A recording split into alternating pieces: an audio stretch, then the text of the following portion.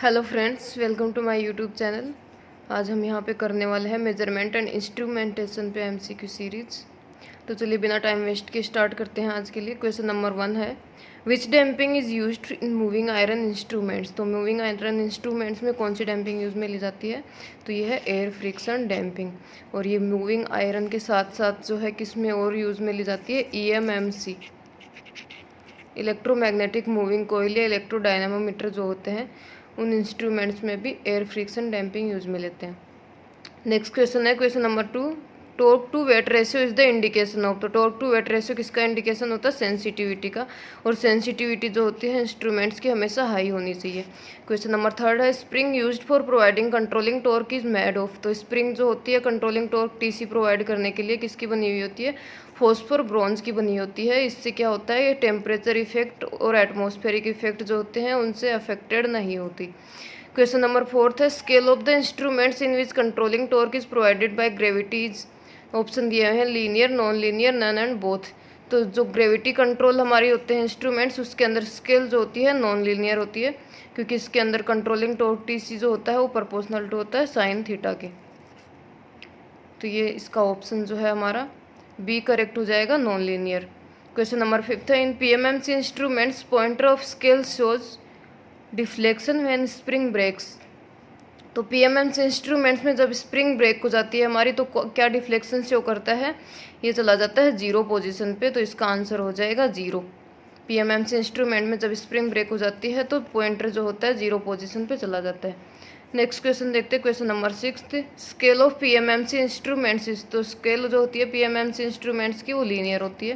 Question number 7 है, PMMC instruments use which damping. तो eddy current damping जो होती है पीएमएमसी इंस्ट्रूमेंट्स में यूज ली जाती है। नेक्स्ट क्वेश्चन है, पीएमएमसी इंस्ट्रूमेंट मेजर्स। ऑप्शन दिए हुए हैं RMS value, average value, peak value and all. तो पीएमएमसी इंस्ट्रूमेंट जो होता है वो एवरेज वैल्यू मेजर करता है। डीसी सिग्नल जो होता है हमारा उससे मेजर करता है पीएमएमसी इंस्ट्रूमेंट। तो इसका आंसर बी जो है ऑप्शन करेक्ट आंसर हो जाएगा। क्वेश्चन नंबर 9 है, PMMC instrument act as when current is 0। तो पीएमएमसी इंस्ट्रूमेंट में जब करंट 0 होती है तो एज ए गैल्वेनोमीटर हम पीएमएमसी इंस्ट्रूमेंट को यूज कर सकते हैं, क्योंकि ये गैल्वेनोमीटर की तरह एक्ट करता है। क्वेश्चन नंबर 10 है, swamp resistor is use to compensate the effect of. तो स्वैम्प रजिस्टर किस लिए यूज में लिया जाता है? टेम्परेचर के इफेक्ट को कंपनसेट करने के लिए हम स्वैम्प रजिस्टर यूज में लेते हैं। नेक्स्ट क्वेश्चन देखते हैं, क्वेश्चन नंबर 11। क्वेश्चन नंबर 11 दिया हुआ है हमारा, to enhance the range of ammeter a resistor of value is connected in.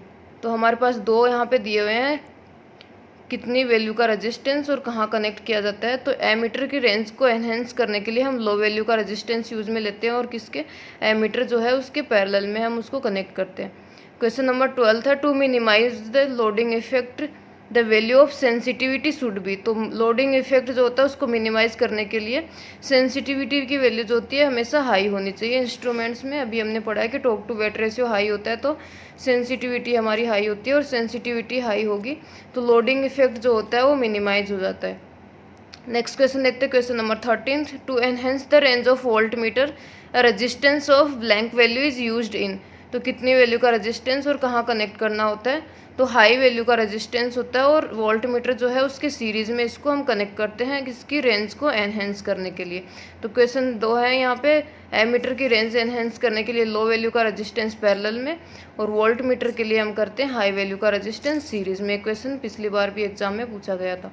Question number 14 था, swamp resistor is made up of A मैग्नीन because it has. तो मैग्नीन का बना होता है स्वैम्प रजिस्टर, जिसको हम किस लिए यूज़ में लेते हैं? टेम्परेचर के इफेक्ट को कंपनसेट करने के लिए।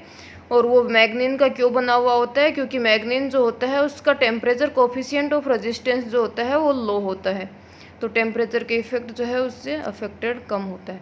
क्वेश्चन नंबर 15 था, to minimise the effect of frequency in voltmeter dash is connected across R S. R S जो होता है हमारा, जो हमने अभी देखा है यहाँ पे, वोल्ट मीटर की रेंज को एनहेंस करने के लिए हम जो यूज़ में लेते हैं रेजिस्टेंस सीरीज में, उसे यहाँ पे आर एस बोला गया है। तो आर एस के जो है पैरेलल में हम शंट कैपेसिटेंस जो है कनेक्ट कर देंगे, जिससे क्या होगा, हमारा फ्रीक्वेंसी का इफेक्ट जो होता है वोल्ट मीटर में वो मिनिमाइज हो जाएगा। तो इसके लिए क्या करेंगे, हम सीरीज रेजिस्टेंस जो आर एस हम एनहेंस करने के लिए यूज़ में लेते हैं रेंज को, उसके सीरीज में हम कैपेसिटेंस कनेक्ट कर देंगे। नेक्स्ट क्वेश्चन देखते हैं, क्वेश्चन नंबर 16। क्वेश्चन नंबर 16 है in half wave rectifier which instrument is used. तो हाफ वेव रेक्टिफायर और फुल वेव रेक्टिफायर जो होते हैं उसके अंदर कौन सा इंस्ट्रूमेंट यूज में लिया जाता है। ऑप्शन दिया है moving iron, moving coil, PMMC and thermocouple. तो half wave and full wave rectifier होते हैं, उसके अंदर हमारा पीएमएमसी इंस्ट्रूमेंट जो होता है वो यूज में लिया जाता है मेजरमेंट के लिए। क्वेश्चन नंबर 17 है potentiometer is use for calibration of. तो पोटेंशियोमीटर किसके कैलिब्रेशन के यूज में लिया जाता है। ऑप्शन दिए हुए हैं एमीटर, वोल्टमीटर, वोटमीटर एंड ऑल। तो पोटेंशियोमीटर जो होता है वो एमीटर, वोटमीटर और वोल्टमीटर तीनों के कैलिब्रेशन के लिए यूज में लिया जाता है। तो इसका आंसर डी करेक्ट आंसर हो जाएगा। और पोटेंशियोमीटर और किस पे लिए यूज में लिया जाता है, जो लो वैल्यू रेजिस्टेंस होते हैं उसको मेजर करने के लिए भी पोटेंशियोमीटर का यूज किया जाता है। क्वेश्चन नंबर 18 है phantom loading is use to. तो फैंटम लोडिंग जो होती है कहाँ पे यूज में ली जाती है। वोटमीटर और एनर्जी मीटर जो हमारे होते हैं उसके अंदर पावर लॉस के इफेक्ट को मिनिमाइज करने के लिए हम क्या करते हैं, फैंटम लोडिंग को यूज में लेते हैं।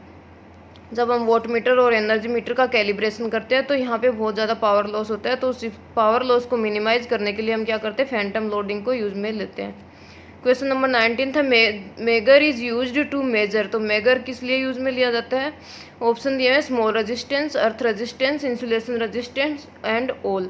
तो मेगर जो होता है हमेशा high resistance value, very high range की जो वैल्यूज होती है रेजिस्टेंस की, उसको मेजर करने के लिए यूज में लिया जाता है। तो इसका आंसर हमारा जो है ऑप्शन सी करेक्ट आंसर हो जाएगा, इंसुलेशन रेजिस्टेंस। क्योंकि इंसुलेशन रेजिस्टेंस की वैल्यू जो होती है वो हमेशा हाई होती है हमारी, वो चाहे ट्रांसफार्मर के इंसुलेशन की हो या जनरेटर या मोटर के इंसुलेशन रेजिस्टेंस की वैल्यू हो, हमेशा हाई होती है। तो उसको मेजर करने के लिए हम मेगर का यूज करते हैं।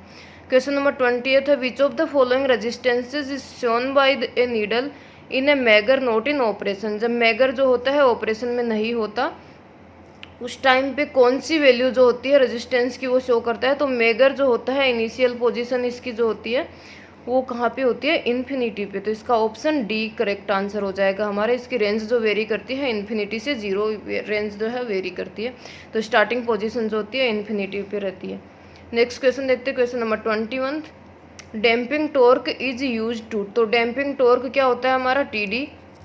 और जब हमारी बैलेंस कंडीशन होती है तो टीडी इक्वल टू क्या हो जाता है, टीसी हो जाता है। तो हमारा इंस्ट्रूमेंट जो है उसमें बैलेंस की कंडीशन आती है।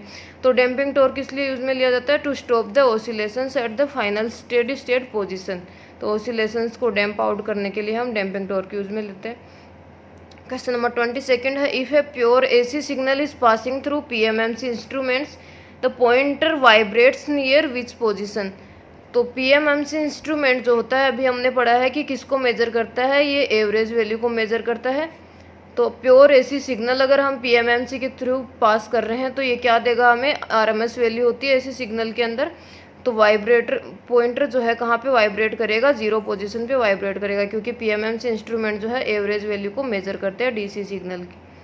क्वेश्चन नंबर 23 है thermocouple meter works on the principle of. तो थर्मोकपल मीटर किस प्रिंसिपल पे वर्क करता है, सीबेक इफेक्ट पे वर्क करता है। क्वेश्चन नंबर 24 था thermocouple meter is use to measure. तो थर्मोकपल मीटर किसको मेजर करने के लिए यूज में लिया जाता है। ऑप्शन दिया है AC signal, DC signal, both and none. तो थर्मोकपल मीटर जो होता है वो हमारा एसी सिग्नल और डीसी सिग्नल दोनों को मेजर करने के लिए यूज में लिया जाता है।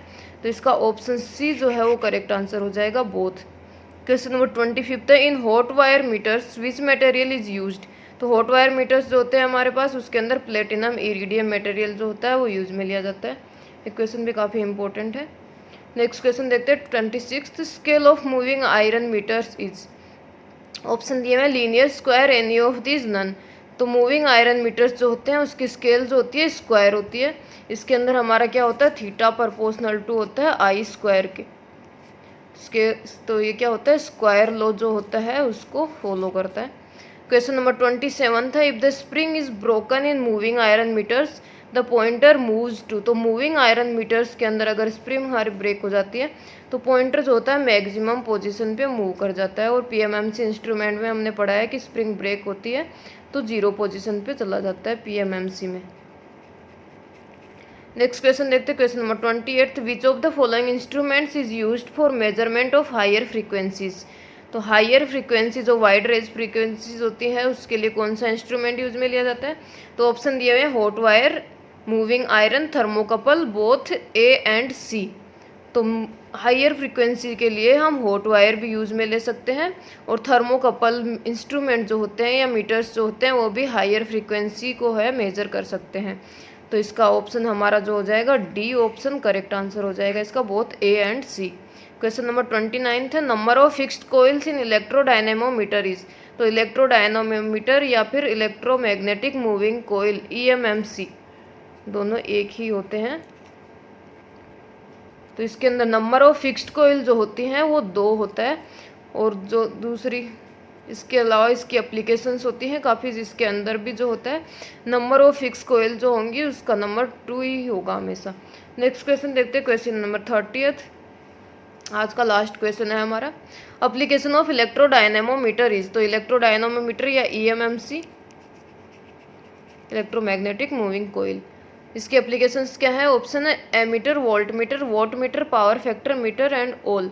तो EMMC इंस्ट्रूमेंट या इलेक्ट्रोडायनामोमीटर जो होते हैं हमारे पास, उसकी एप्लीकेशंस एमीटर के लिए भी यूज़ में लेते हैं, voltmeter, wattmeter, power factor metre या पावर फ्रीक्वेंसी मीटर, सबके लिए इसको यूज़ में लिया जाता है। इसका ऑप्शन जो है ई करेक्ट आंसर हो जाएगा यहाँ पे। तो आज के लिए इतने ही क्वेश्चंस हैं। जो भी हमारे थर्मोकपल इंस्ट्रूमेंट्स होते हैं, जो भी मीटर्स होते हैं, moving iron, moving coil, EMMC, PMMC, इन सब के ऊपर जो भी क्वेश्चंस बनते हैं एग्जाम में पूछे जाते हैं वो सारे क्वेश्चंस मैंने यहाँ पे करवा दिए हैं। तो अगर आपको ये वीडियो यूज़फुल लगा हो तो लाइक एंड शेयर करना ना भूलें, और चैनल को सब्सक्राइब कर लीजिए, और आगे आने वाले वीडियोज़ के लिए बेल आइकन प्रेस कर लीजिए। धन्यवाद।